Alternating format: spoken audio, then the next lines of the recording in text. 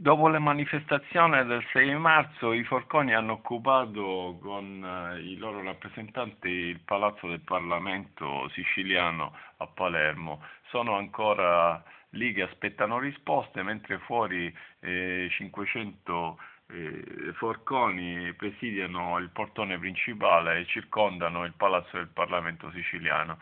Stamattina il giornale Sicilia, a pagina 6, titola: tornano i presidi dei forconi, oggi a Priolo, domani a Gela.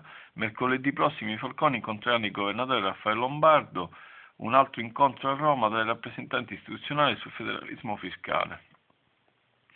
C'è una bellissima foto con la Celere schierata davanti al Palazzo del Parlamento e un signore con la barba bianca e la giacca e la maglia bianca, sembra un antico filosofo, guarda, osserva incuriosito i caschi della polizia.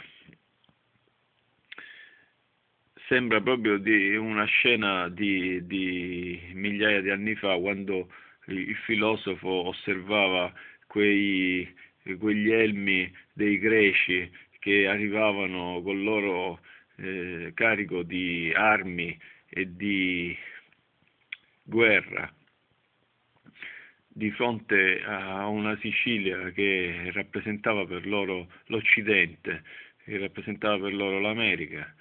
Eccoli i nuovi invasori che si contrappongono a questa isola millenaria, a questa cultura millenaria che non si è mai arresa alla invasione militare di nessuna provenienza. Una cultura pacifica, agricola, filosofica, una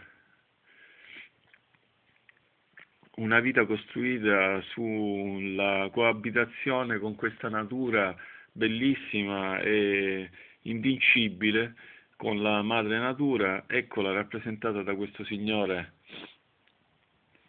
con gli occhiali, con i capelli bianchi, di fronte agli elmetti della polizia.